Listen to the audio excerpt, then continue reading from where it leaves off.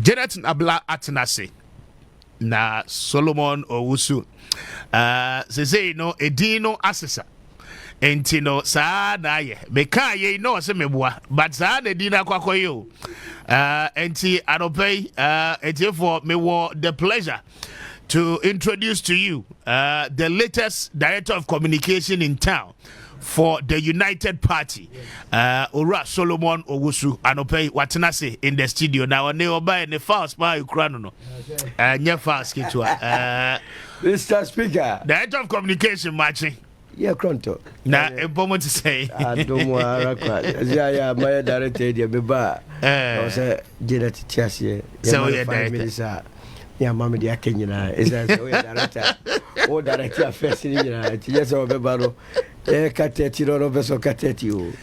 see. Congratulations. And you wanted the wire. You go so your party na bedru. Your party a hwe se mo kala yi kra your party no. Mo party colors. Oh, say yes we am high fe. Yeah. You da mo fidie so ase mo my good coverage and in fact say mo online also eboaye. Sa na o say e was a party bia ye mo bia kwan na watcher na adwese ye nyina ye kire ya adwena Ghana for no bit me am making informed decision. Okay. Ya ye say ya media na create impression say two political parties be na Ghana. NDC MPP da bi. I say the mama kwanya o. Ana me ka say mo de na de ntira de bia me bai. Me say Onua FM frame na station bia wo no as and when frame a I always choose. Me ko obi a de bia no be ma equal opportunity wo say wo a as and when topical issue be ba o person me muku. That's we are ipemu. I said yes be the exigency of the day ni tina ma wo ye de ofre me ba ni say yes a ye mo bia kwa no me kire na adwere Ghana ne ye kikire ba mo kikire ensa gu ekira m ka say enye de NPP NDC a eno de no na amba oman no kofo mo ye wia ye hwe na no expose ye a wada o ma akwa ba on kg a chrono complete na ekoso chrono complete contract nenye enye ina we ube karo no nya branches am yeku na oba be defend one ne kofo edini no abo like TV Ghana for eda wasese wodon what atu wache se obeye sa expose because he care what sa lottery sector no yeah say ye hwesu ya over the weekend na me de back to secondary school me say me ko eda ni me re classroom bia na me ya eh na sanya akore obesu ade wi no yare sense ke nyina betumi bia ko hono ya de ye de akoyi ho nyina mo de akoma private person yeah and wo jigu ni botom and omo de chile omo ji omani ye go enele no just because mo fi se Ghana na ye mo dia na me no abai we any sa administrator yi chief executive director general no abetina ho wono to ye de hey masa ya for me transfer be o sa we de ne ka tra ofie Mohammed Abdul Salam ya for me transfer be hwan it sounds that the rot that has happened at the NL no e hon kwan ye kase ye ka ye hia bosome nkono ye de kan nyina contract ahodo a mosensan a eye enya de papa be bo Ghana no e wo se ba na okra na ka wo yi asutire ba akotena so izanze wo me table manners e hwani mu nti wo sikampedede na na do dan kwa sikampedede enti me bo abaso na ma shonkura ne se tokoso because Ghana for no pensem we bia de eti Ghana for person mu hu de enti a o ma setinum no hia dokroye na de enti a hia dokroye ne se sika o se ke baye ne won ye de ye o man ye de ye road and I mean o ka say road contractors bofu yeah esase ye ntwa omoka se sika bi na keba na be nya bia kokosolator fan mu ye de twa omoka okwabna na jigu de botom yeah and what you have done they say individuals in the country are richer than the state, yeah.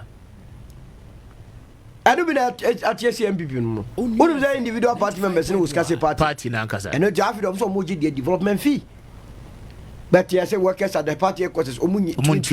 That is how so oh yeah the no one you want mass structures and you one two ketas free more and no baby lead you no. And it is a KG and there. And Tokoya wafe ye no mo ebe the last oh yes I draw ye no me wie ni pepe contract in there see atwam e was see a good in it is either say Abdul Salam and na pound for board or ebe ti ase no mo twam or we ye betwa mu na solo obi nkan kire me say NLA no e de Onua ni product NLA nankasa tenase say me wo game a mebo yes game ni din the 590 that's right enti ye wo de etwa ne dwoada ye wo de etwa ne benada kosi kwasi ada 7 days in the week ni nyina ye twa sa game yes nipa nso twa nipa twa ana ya wo de contracts e de ama companies mienu enti okọ physical lotto kiosk di ma womo award contract the ama company e friend Simnet enti Simnet for the manage lotto kiosk ni mu de na nkrofo ba e ba betwa no ana womo no because womo eye adwuma de ama NL nti womo ye adwuma ni wi ana NL ahwe sika dodo a e ba ye so no mo atimi atua Simnet commission de ayeden e de ama womo. Now, Simnet Krano, I'm told say womo operate from NL in headquarters. So said ye be ya NL in benya complete access. Transparency be ye. That's right. Now, womo sa adwen ho say eba no online Lotto no bi kotwa wo feri enti onko kiosk. Obeko online. Enti yemfa short code. Emra obo short code na numbers bi a pesu twa bi a na wo ho o follow processes na no watwa no atuaka e wo momo so. Ebi nso website okwa website ne so anu akotwa ana NL no award contract ne dia ma company e friend KG enti KG no eba online Lotto bia se NL etwa bia na wo mo na etwa KG no na etwa ana contract no e kire mu se wo ICT infrastructure awaye no esese wo ma NL fo ni nya access to the platform na yetimi monitor se enne Akufo-Addo sika sei ani etwa e Lotto sei ni etwa se de be yebetimi a monitor enti bosome ne so a yenim nipa dodo a eba online e betwa Lotto nipa dodo na eba ne so be kire me yehu sika dodo a yenya ye from online KG of free day 1 a ye award contract ma wo mo mie wo mo system no so ma NL enya access da what where's your chroma solo contract ne kra no womo award omudi ka award contract ne de ma womo 2022 eno no na ye for 10 years and womo award contract no afi womo operate ya ye ba bedru 2024 awasa review womo nim ba bia election no ebekọ no and womo san akotena ase and womo ye review ni we na board ne saji 2 and one more sounds to upgrade the contract from 10 years. And as I say, one more in 15 years. 1 more year in 15 years, no more backdate. Yes, contract no air shares here from January 2024. Kwa see December 2039. That's your creative generational worth. I'm a busheku. What you say? And again, and only one contract. Another separate contract. Nigeria, Nigeria, Lotto ye twa wo Nigeria no. Numbers are ye na Ghana ha ye bobo no. Eno no mo di twa. Enti se obi etwa Lotto wo Nigeria. Wo mo twa se 6 PM bebo. Na Ghana NLA announcing the Lotto numbers. Wo mo announce Lotto numbers no wa wini a. It is because Ghana machine no and you numbers na ma. Now Nigeria for na you so ye draw numbers no. Okay? Edi twa Lotto no. Nigeria for no SSA womutua royalties e de mayen. Enti sa royalties no SSA ekọ NL ho. NL se ono ankasa ntimi nkọ Nigeria. Enko gigi royalties no. Enti wasan so a subcontract ama KGL another contract for 10 years wono na enko Nigeria. Enko gi royalties ne mrega. Enko eni sika mre. I'm telling you. Na dey go crow cry. Ya na send po ye form free. Enya Nigeria nko a o. Cote d'Ivoire ka ho. Enti royalties Cote d'Ivoire for you so your royal your draw numbers esese wo mu tua de ma NL no eno so yasan ma KG another third contract so on san ko hon so no onko jemra na we no oti ase be de na yi so this is the kind of now for last week, newspapers nyina KGR is building in millions of Ghana cedis. We need to celebrate them. Now, what happened? Now, one more justify say first in the non-crofo we need Lotto NL and what are they talking about? And no KGR buy it. What are we talking about? Meanwhile, no solo contract. They say every year, no SSA KGR 20 million Ghana cedis. Edima NL.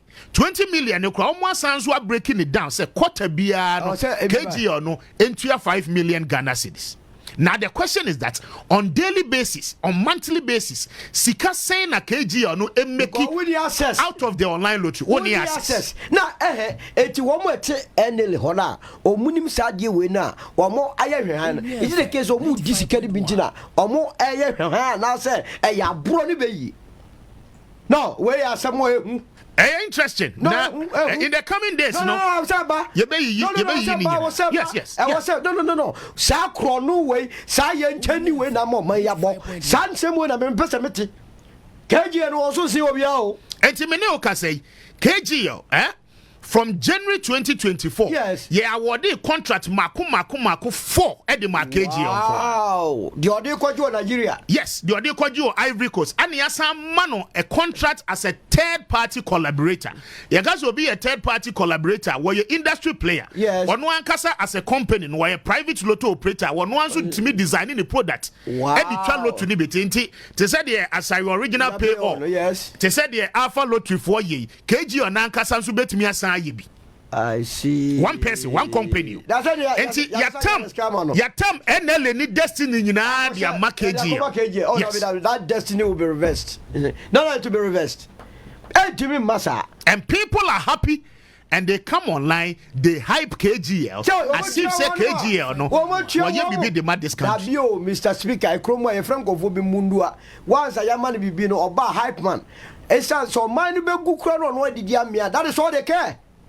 Among you know, say a crobia in Biano lotteries generate enough money for the government. Now a banner their young and it's a lottery or Nasa Wono and yo mobile say Sika was a bar a buy hono, yet dear come up private individual no moji go bottom or no one year school or on your coin or on your hospital or your Bibiana need their bottom. That's a yo far. Then we have a very serious. I mean the question the question is that Sika he na KG or making tia and Crofo Lotto no mu need their KG or Timitia. That is the question. That's a legitimate question. Yes. And me the coming soon when say on what basis now what NL hono what you don't even have access to our platforms. One serve akra one nim what are they managing over there? Hey, Munya, very careful. They have to be very careful over there. One more year, any one more say award another contract at my different company. Say one more year, no, and if one justification, they say one more ICT infrastructure, I bet me more online lottery. Sano Moka. Anna, one more say award a different contract at a different company aside KGL. Say or no kawamra make create IT infrastructure system. Over $9 million contract. One more 2 years, it can be my company, no, and my company, no 6 months. So, one more build this our system, no, basically, now, me know, because I solo, 1 more 2 years, it come my company, the company, no, and deliver. Sputnik V, ABSBO. And in the coming days, may you use our contract, contract details, may you look, and go for system, and you're busy. System busy. One more year, there's also another contractor. One say a management contractor. Managerial system. And from the HR department of NLE. Yes. So that across the country, NLE workers now will be on platform Bakwa. Nipa oye in charge of HR, corporate affairs, all the departments within the NLE Bewoso. Now you award the contract 5 million Ghana cedis. And the man another company. One also just can move on. 1 year Juma. The company is the process has to call your mobile grounds over here on one almost had mama. We inside that treaty. Wait, and you come in the see Onua FM. You're interested now. Janet Atanasi Ache. Will be a friend. Our machokra memetia. Now we are mammy documents. Now we are going to chase them. It is either they chase us or we chase them. But I've never seen any country one more area or minor ever city. We will overpower them. My first then be my gentleman. I don't pay Daruma and Abuay and Pacho. One numbers no 0598 405674 0598 405674. Na gentleman dear a bano enumu how a say who a how beer a wohom Pacho say a ne opesa pesa or ye whitening, teeth whitening, and now pesa or ye polishing for one more on 0598 405674. Now when a gentleman any and nkomo opese ye show jewelries ewo osene eso a anopay gingerman ebeye ni nyina no ede amount o gam challenges mpacho wutwitwi osia na wanumu efri moja anopay one gingerman eni nkomo kumase obehu omo ewo Abrepo Junction Total Filling Station no echi na wani womo edi nkomo Techiman womo ewo eye off the Techiman Market Road Techiman Magazine obehu womo ewo ho Accra ha obehu womo ewo Nungwa anafe Atomic Down Ofori-Atta womo ewo the adjacent the Central Market ewo Ofori-Atta Police Station no enchen hwa pe anopay woni Gentleman Dental for eni enkomo na womo ebeje wo sopa womo adaroma ana do pay one more aboye na luckiest mpacho game ye the season 3 no e dia ba eguso a e koso anopay se ube win a lot of cash the obe nyina no and se obe dial *712# na what you see option 1 na what your special ticket wojia mpacho you stand the chance of winning a lot of cash enti anopay fa ho shemubi option 2 no and se obe call luckiestafrica.com na wa click on community ticketing na afi watimi ajo special ticket pacho draw no baso in December you stand a chance say obetimi winning a lot of cash na shedding so say sika bia wo dey share luckiest game ye mo no pacho ye boho e de ma pa enti afi you stand a chance of winning a lot of cash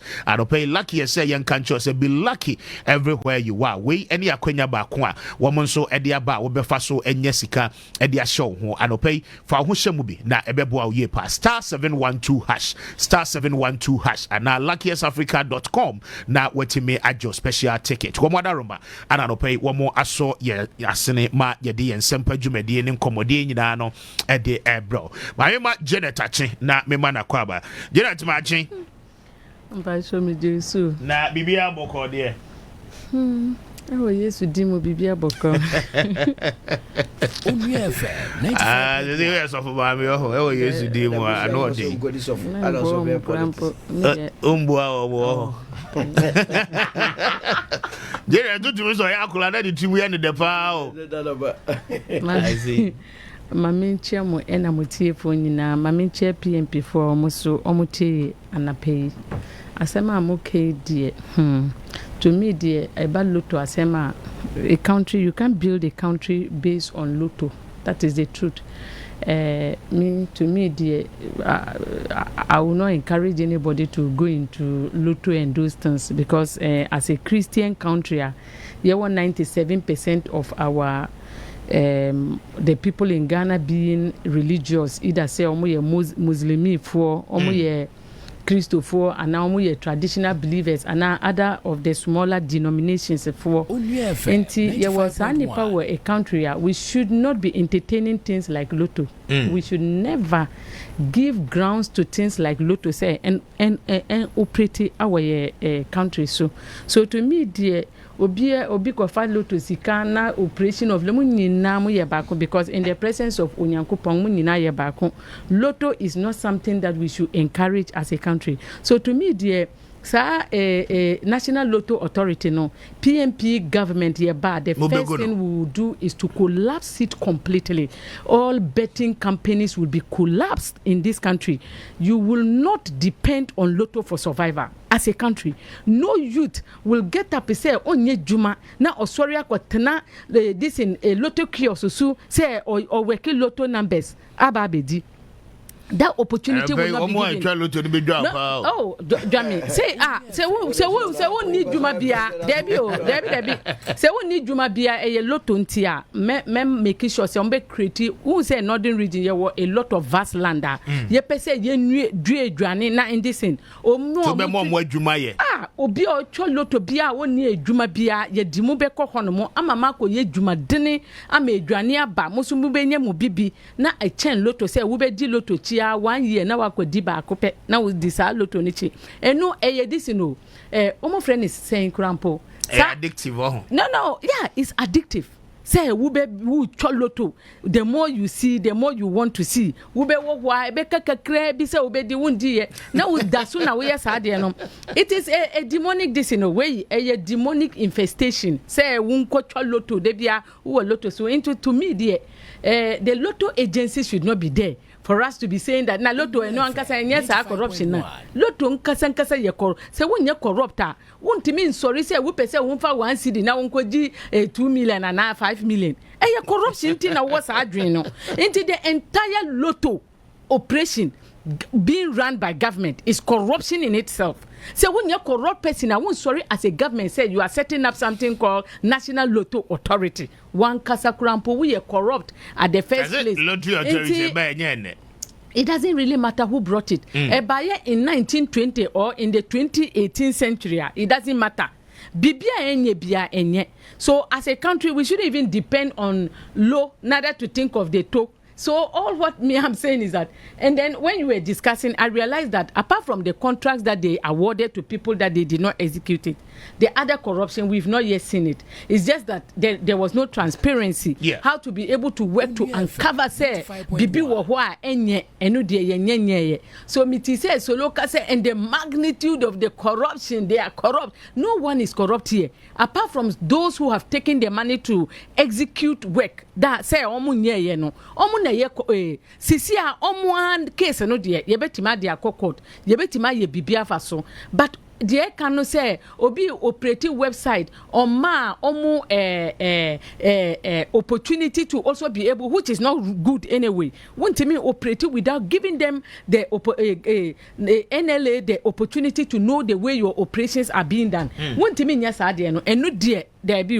and no yet but apart from that, we name say corruption and corruption. We don't know. We are just saying that say because of the lack of transparency, there's a possibility say maybe corruption be wom. And nuna sisia de ye kan. So to me, the me bompire say be shame at times moment shene evidence no answer na ye kasa so the ye be can say oh Ghana Lotto disin we more operating website omo near 13 million or 13 billion dollars omo di 1 billion ma Ghana de can no omo fire wo ka say ya Ghana for ye be who say there's something going on. But if it is about just here and there ye suspect and suspicions at times it's not good because we suspect it now would destroy someone's reputation na assembly bana enyesa to say senia nolly prosecute na ne edubu ahin case ya oye ya odi court ye hu ye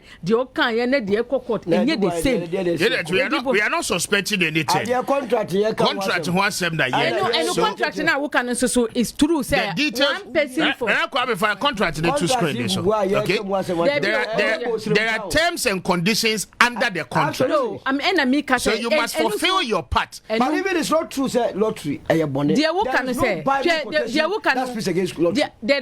that speak against lottery. There is no Bible quotation. There is. Give me a single you Bible see, quotation. all these things are okay. You can't about who say Jesus Christ omu kunu di tu this no omu di ne tadie di titi edi like edi chiche. It was a type of lotto. Lotto. Oh, please. Obi,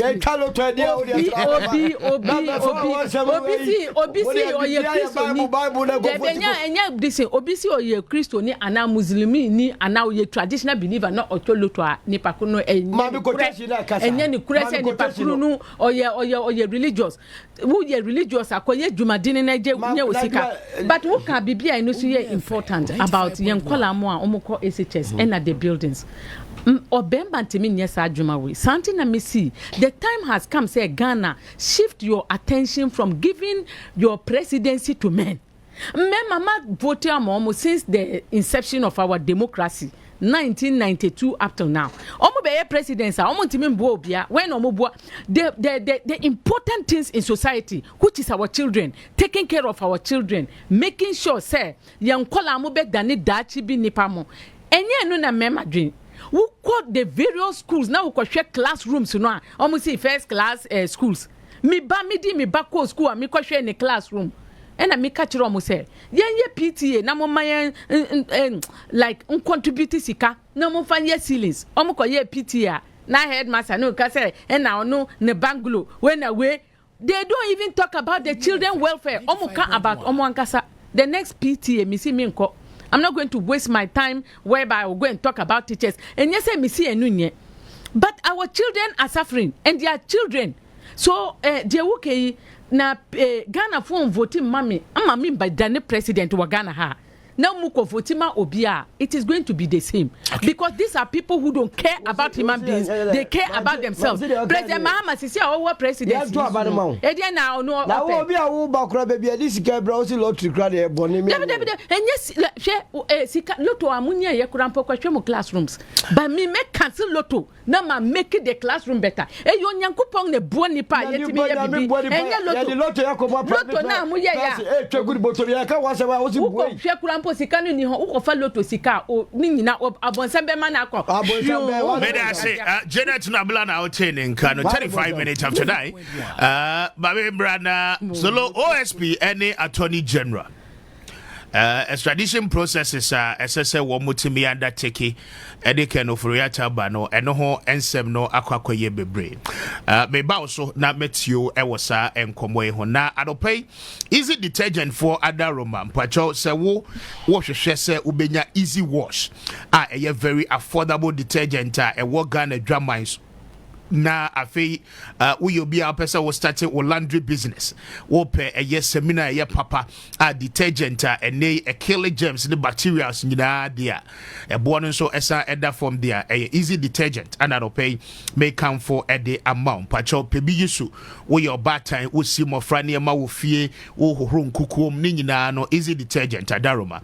wo mo ebe clean ni nyina yi stains ni nyina e de free ho and pay ma wonsa entimi enka wo de na ebeboa wo yie pa mpacho your family sachet no ewo ho and your handy sachet no so ewo ho family bucket no mpacho uyusu a eche e de ma isan se ya hye ne ma edoso yie pa ana ewom enti ubetimi e de clean wo ho ubibia na ebetimi ejanka papa nso ewo ho anopai easy for adaroma ana aboai solo maminchio OSP de me makada da sasa office no o se yetwem na se budget bi a de ebe ko no ye fa nkoka attorney general de ho okay na nka on fa investigators and lawyers bebre no munya adwuma isa say OSP office in by 2018 na Mr. Speaker jumedi also mudia ne say omo hwe ketasehye ne proyaz na sike bi afansasia omokojiba se se sika no se di ko si dan bi ana se koto ajapade bi a ma je o man no 95.1 from 2018 BC ne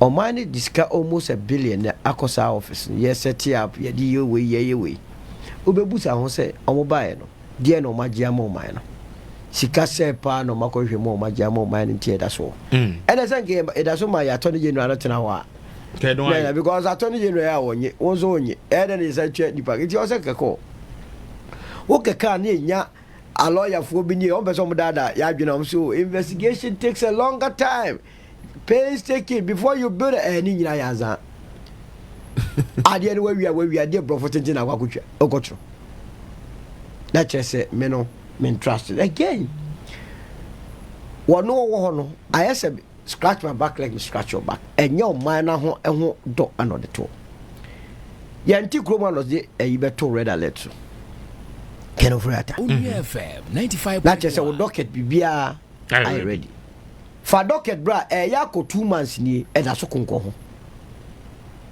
between the office of the OSP office or rage your friend is a parliament side here attorney general there your friend is a self side or a high court in chewa on nante krana so nante to center here any more than 3 hours exactly na kofa docket common one what you na oka beautiful nonsense na yeti wana yeso so we a wo bekei e kina nkwa no ba be ye ankwa no ma me de be crab Ofori me ye de metumi bia the very day or two sa anwo is have been sacked I said oh yeah a favor bi yeti Cecilia da pa ye kotu puduo wo ne mpaase ye sa na asem na ba be ye raw afi ye so money laundry matter ne asem fagadam 95.1 ehwegu 13.5 billion akelo Ofori-Atta elidi ye mekobo sa abesiano yetumi anya for the first time in the history of our country ye nya obi a waye finance minister wa wadwane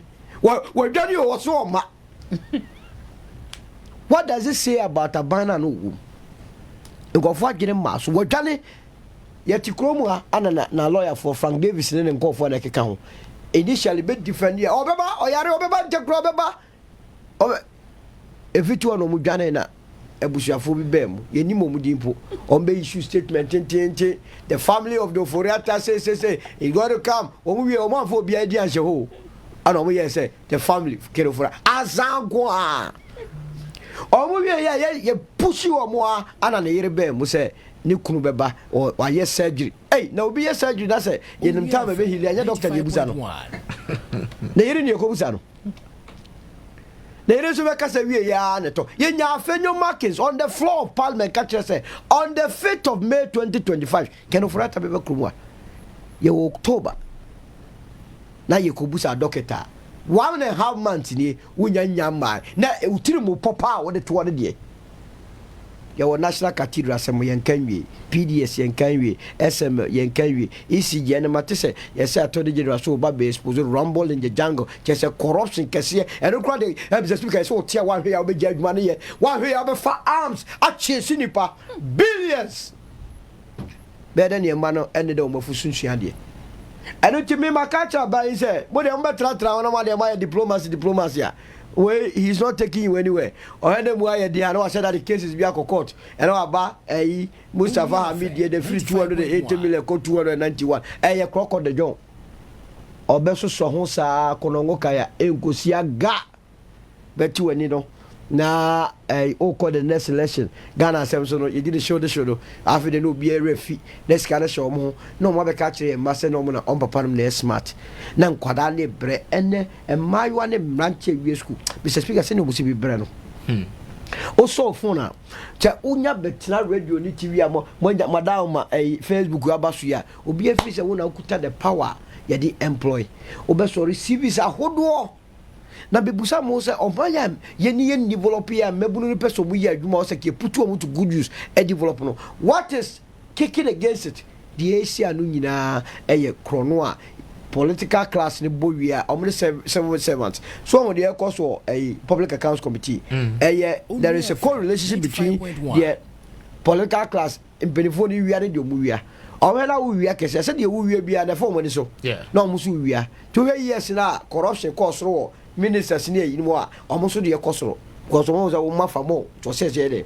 ye famo ye wi a scratch my back let me scratch your back ni ase asem no anti omwaye yini free ho ye scrap office no okay office emfa so die bia agede embre o man no very well but as in Janet Mamijo me supported the Solomon Okano because eba Special Prosecutor we a state agent munye agency enye say we politician and so we here with Juma to say we a politician you are doing your things to please politicians 95.1 omo say NDC ba ye pe na onisami omo sorry ye behwe omo to listen no mo ye we no mo ye we all the things are no mo ye no. It wasn't in favor of Ghana, but they were doing it to please the NDC. Now the NDC said they are no more interested in you pleasing them. You a problem. And I'm so happy about it. Very, very happy. Because Anka Attorney General, yeah, correct person, or ye ni Juma to say senior a state institution, SSA and ye ni Juma without partiality or ye impartial or ni any partiality towards this in anyone or no ye ni Juma send ni Juma SSA and ye bia anka obi any problem with Attorney General this is Special Prosecutor but the Special Prosecutor or ye ni Juma to say or ye like a member of the NDC aba mami ye na omo making sure say omo terminate me appointment.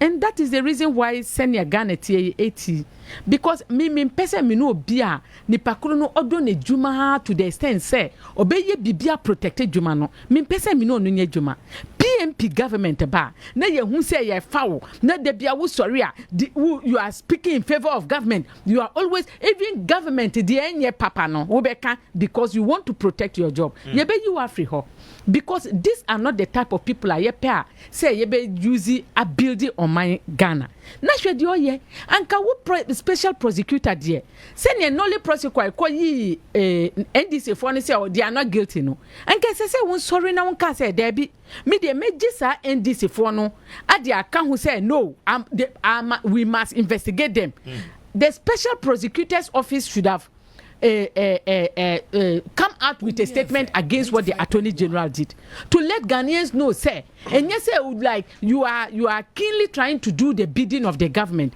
but you are doing your job. And Kawusorina will see, sir, omo munye sir, nolly prosecute me. I will investigate them and add them and send them to court. It cannot be done. As a special prosecutor, I won't follow NDC MPP for na majai NDC for me nyasa de no. Anka we ya Ghana for beka say sa special prosecutor we oye ni juma, but that wasn't what we were seeing. The nation say oh sorry, oh who say MPP NDC are buying into power. Now was sorry, now oh yeah BBR just to please the NDC. Sisia NDC for say they don't want you to please them anymore. Hand over their work to them so that their Attorney General, aka Nolly Prosecutor, obey your mujuma amomu. Inti onfa this in kratani nina unkoma this in Attorney General. To me, dear, ye can about two institutions are ye can about propaganda. Ne ka about omo PhD in propaganda. Attorney General and a special prosecutor omo me anyway nina they are like that. They are exposing people. Come and see the billions. Obe kano obeba beka ube hunu Onua nkasa be kati ono Attorney General. Na wakati ama bibia dane nothing. Odi kokot na ukoshe krata na ne sa ne media this in what encounter na oye no. Na the odi court no ube hu say it doesn't even hold water. So to me dear Attorney General can say me di bibi ba watch wait for me blah blah blah, don't raise any tempest. Oba now see obi a thief, don't worry yourself, wait until you see the docket that is going to court. That's the one that you should be following. Say on fa docket and back now or the press conferences are this no now or can about the Nolly Prosecutor semna mpacho obi anye kom no mo hwe no. Ye pe docket to court ye mpesa media encounter now obeba be kan sem back na court there ya sem back. So media I'm not even going to waste my time in watching him in the this in hey me want me precious time me mfa nko watch propaganda eno de me. Very well, me da say but me try me honya boafo nkra to imbra me ba ye beto aso. Yeah. Mame and now was saying that me basolo so na yakoada issue do now and in parliament asanso resume for a new session na yekodru hono and koma ye din time pass and Sam George and Reverend team for joining the team no asanso reintroduce LGBTQ bill no be say asanso and go through the process solo Mami ntio wo ho na memra generation na yan fancy. LGBTQ de me kwa de menti asese afene yesa ko hayo. Se ba ko ne de ko to Akufo-Addo table no so no. Eda so afo mo se year wansan ya wakotene fie se emema ne mema enware mane ma nware emfa wo ho. Eno an se mo sa ko amende mo rules of engagement of parliament. Na akasa ne nko a ane be sa na mebo. Enti dia ne yakwa reintroduce you. Sa be jimre. Sometimes I say ma amemu no simple. You can amend your rules of engagement. Say Parliament of old need to be able to move you could do a signature. What is wrong with signing it? Yenina do one ajitu say sadie you chiwade. In fact, America for ye G2 mo yentiobia no. There are more states omonye LGBTQ into essaying the omojitum. To the sense that omukra no so society here liberal no. Oh yes, I didn't be on them to be bored. They don't want to associate with you. Such as here. Now omo say you're vulnerable. Yene dia ye so bibi ye so mu to the stream. To omo de baha na aba be share se kra.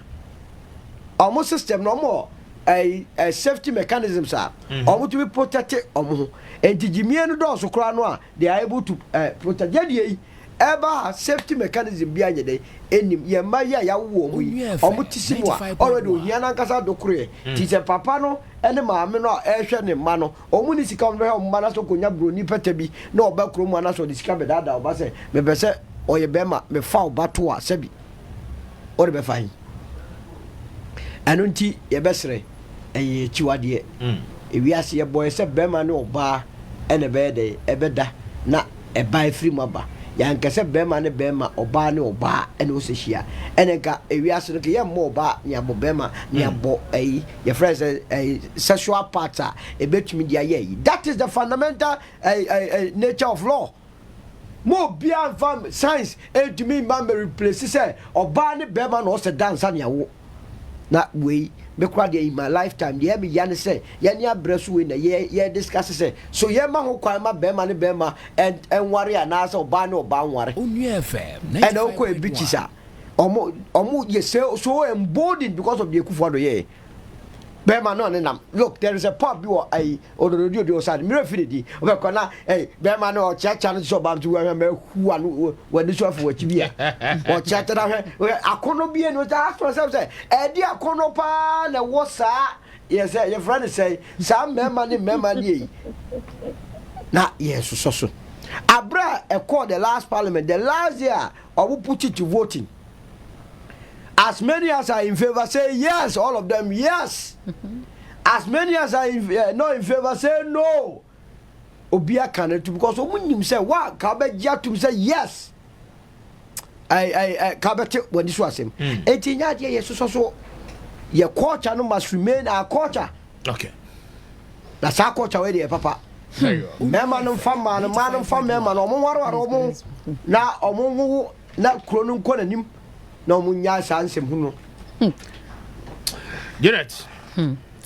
I support solo solo kaya ni nyina me support no because it is not normal say ube wo ho a we obema wo pe wo colleague obema ana we oba wo pe wo colleague oba we eye musuo kakraka bi ena enuso like you are there's something wrong with you. You are not a normal person in the spiritual realms, and you must look for this in spiritual help. To me, dear, so it's not normal.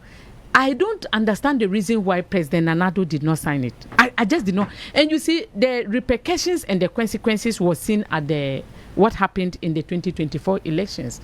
Because he didn't sign it, he wasn't fighting against human beings. He was fighting against God himself. Because God created a man and a woman. And then the party did that. And as a result, God slapped them so much that they were abysmally... Look at the performance. The performance should tell President Mahama and the NDCs, say, they should be in a hurry to sign it.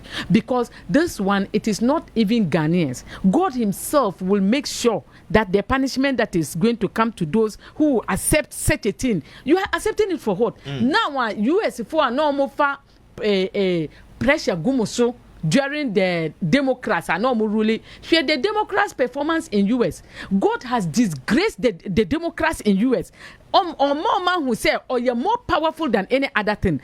Democrats, any LGBTQ loving. She send you Nyankupong go muniasi our this in what you call US and obegu MPP niasi because President Nana-Addo see one sign this this in LGBTQ way no obia hu ye nti MDC for the very easiest way to get out of power and be disgraced is to not sign that thing even in a hurry before we get to the 2024 elections. So wait there. Sam George and what you call it, Team Fojo, kudos because Sam George, he has been so consistent in this thing, and I supported him before. I'm supporting him again. Kudos. Me jidi say Parliament. Omobeye intentem. I'm a bill now passing into a law. We are not here to criticize or to harm those who are having genuine problems. Me ti say Solomon Kasa. She obimu wo omu no o work to say oba oye bibia to say oba. Such people, I sympathize with them, and we should have a way to be able to train them so that they will become normal decent persons. But the bill must be passed into a law to make sure that it deters those who intentionally go into it from doing that. Very well, Janet and Solo, Mame, and I must say, Hano Pay in the Menfamo NC.